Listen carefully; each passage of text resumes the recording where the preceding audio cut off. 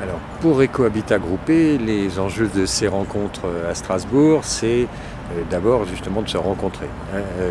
Parce que l'an dernier, nous, on avait fait un forum, mais c'était un forum qui nous était propre à notre association. Et par ailleurs, il y avait eu des rencontres organisées à Nantes sous l'égide d'Abicop et avec l'appui des groupes locaux, mais qui, à notre sens, étaient quand même assez partiels et assez orientés.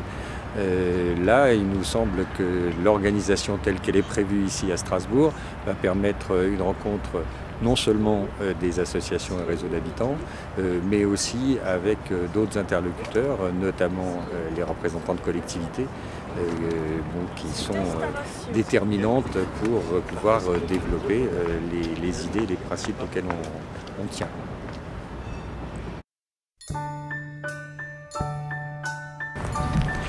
Alors, Habitat participatif et urbanisme, c'est ce que l'on a toujours mis en avant. Nous, on ne se limite pas au fait de pouvoir réaliser un petit ensemble de 3-5 maisons ou 10 logements dans un immeuble qui vivrait en autarcie, sans lien avec le reste de la collectivité. On pense que c'est un élément dans le cadre d'une vie urbaine. Souvent, les groupes d'habitat participatif jouent un rôle dans la vie urbaine parce que, d'une part, les locaux communs qu'ils se donnent servent aussi à la vie du quartier, et parce que, en général, les gens qui s'engagent dans ces échanges d'une meilleure convivialité ne le font pas seulement à l'échelle de leur immeuble, mais le font aussi à l'échelle de leur quartier ou de leur ville. Donc il y a un lien étroit pour nous entre cette réalisation à l'échelle d'un simple habitat et une prise en compte de ce mode de vie dans la vie urbaine, donc en termes d'urbanisme. Alors, la place des collectivités territoriales, c'est un partenariat, bien sûr, qui peut se situer à différentes échelles. Les collectivités interviennent à partir du moment où les habitants ou les groupes d'habitants peuvent avoir besoin de leur aide pour trouver un terrain, pour avoir des facilités de mûrissement de leurs projets, pour avoir des discussions sur la place de leurs projets par rapport à l'ensemble du quartier dans lequel ils vont se situer. Donc le rôle des collectivités peut être assez variable. Si je prends l'exemple de ce qui est proposé à Strasbourg, là, 10 projets pour l'habitat participatif, là il s'agit de projets à l'échelle très restreinte, de groupes de 3 à 10 ou 12 habitats en autopromotion. C'est un des niveaux qui nous intéresse beaucoup, puisque c'est celui sur lequel s'est fondé à la base notre association Mouvement de l'habitat groupé autogéré, MHGA, et maintenant Ecohabitat Groupé.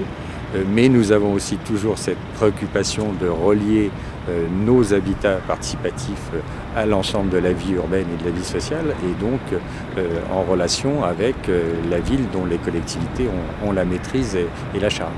Et leur intérêt est aussi que des gens bien installés dans un habitat qui leur plaise, que ce soit en accession à la propriété ou en location autre, sont des gens qui vivent mieux et font profiter de leur bien-être autour d'eux aussi, à la fois dans l'entretien de leur habitat que dans les relations sociales. Donc il n'y a pas le même type de crainte. Ce qu'on peut craindre de la part des collectivités, c'est ces effets d'affichage qui ne soient pas suivis de moyens, mais ça c'est des problèmes de communication, disons.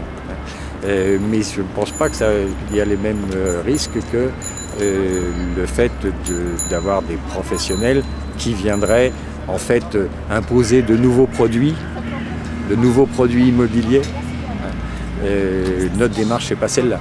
Notre démarche, c'est vraiment que le groupe monte son projet, fasse appel autant que de besoin à des expertises et ensuite puisse le réaliser. La place des habitants dans l'habitat participatif, elle est première et principale. Dans l'habitat de façon générale, nous, ce que l'on considère, c'est que justement, on doit d'abord tenir compte de ce qu'il en résulte pour l'habitant. Et donc, entendre ce que les habitants pensent de leur habitat et s'appuyer sur leurs ressentis et sur leurs idées pour élaborer des propositions d'habitat qui correspondent mieux à leurs attentes. Alors, la place des accompagnateurs, nous on souhaiterait qu'elle ne soit pas trop grande, ou en tout cas qu'elle ne vienne pas étouffer justement à la fois le rôle des habitants et puis masquer les responsabilités que peuvent être celles des collectivités. Notre expérience montre que l'on a besoin d'expertise à tous les moments dans le montage d'un projet, du démarrage de la constitution d'un groupe jusqu'à la réalisation d'une construction ou d'un groupe, etc. Mais pour autant, il faut bien que cette expertise vienne au bon moment, soit celle qui manque à l'expertise des habitants, parce que les habitants eux-mêmes ont une certaine expertise.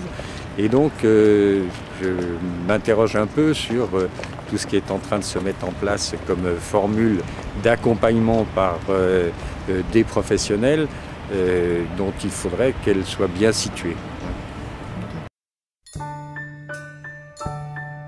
Le rôle de Ecohabitat groupé, on verra.